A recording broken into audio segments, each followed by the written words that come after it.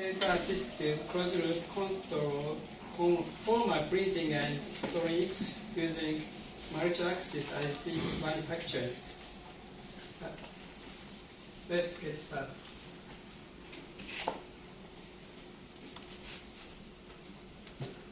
Good morning. My name is Khang. It's a pleasure to be here with all of you. And I'm gonna introduce a project with the title is Sensor-Assisted Closed-Loop Conformal Printing of Electronics using Additive Manufacturing. This project is a cooperation between two universities, the International University and University of Delaware. My presentation has 5 parts. First of all is introduction. As you know, additive manufacturing, we can say 3D printing, is very popular today. However, it still has some problems. Here I highlight 3 problems of 3D printing. The first one, the 3D printer can print on the flat surface. However, it's unable to print on the conformal surface. And the second problem is the printed object has a very high resolution. However, when this printing, this will execute on the command at once. Therefore, it's very hard to interrupt the process. And the last one is 3D printer can generate a device or circuits.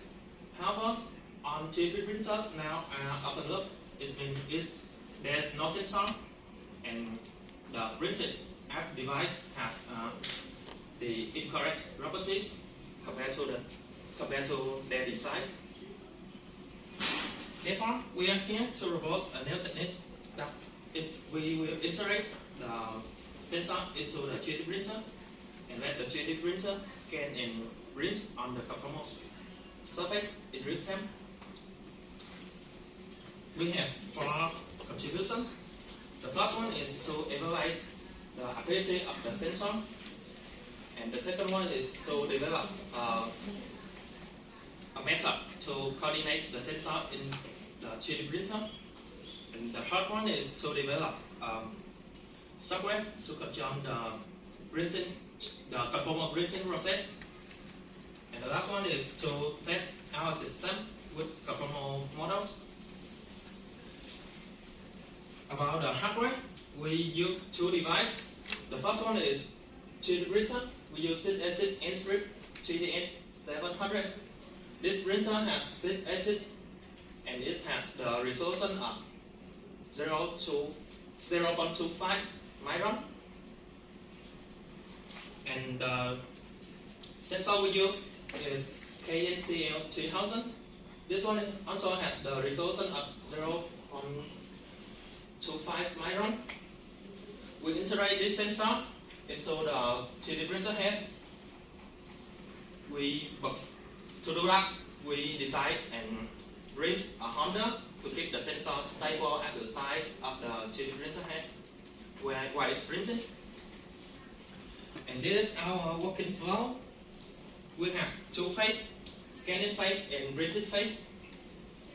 In scanning phase, we will start both data collection first, then perform the synchronization. After that, we scan the conformal surface according to the Z-code commands. After scanning, we stop both data collection, then analyze the data, and the results of this scanning phase is a display map of the conformal surface. The color here is coded CPUs. In the printing phase, we will reach the display map from the scanning phase and use that information to compare with the original Z-code commands to generate a new Z-code file. That new Z-code file will be sent to the 3D printer to execute the conformal printing. Before going to the results, I would like to talk a little bit about our challenges we face during the project. We have 3 challenges. The first one is error in sensor reading. When we use the sensor to scan the surface, there are some positions the sensor unable to read. is due to the edge of the filament, the printed filament. And our resolution is apply convolution filter, and this is the sensor reading after we apply the convolution filter. The next challenge is calibration. When we integrate the sensor into the 3D printer head, we need to know exactly the position of the sensor to let the 3D printer move the sensor to a correct point. To do that, we apply an empirical method. For S and Y coordinate, we will use the approximate coordinate to move the sensor scan perpendicular to the incline along Y axis and S axis. And for Z coordinate, we'll move the sensor to the origin and move it up and down until the sensor reading is 0. The last challenge is synchronization. Both sensor and 3D printer has its own CPU, and we cannot start both data processing at the same time. Therefore, there is a difference in timestamp in the sensor reading and in the 3D printer data. Our method is use a ramp pulse. This means before every scanning, we will move the 3D printer up and down rapidly. And in the sensor reading and in the 3D printer data, we will have both ramp pulse. After that, we align the style of this ramp pulse to this ramp pulse to make it synchronized. And this is our result. We tested our system in 3 models. The first model is shadow model. This is design. This is to highest square, and this to lowest square. We have 5 levels, and the enrichment is 0.5 millimeters. We design this one and print it by PLA material, and then we use 3D printer to print on the top of the surface. The thing we print is 1 layer square with the plasticoid ink, and the size of the square is 3 millimeters. And this is our result. The 3D printer are able to adjust the height according to the level of its square here, and the size of the square is also correct. The next model is paraboloid.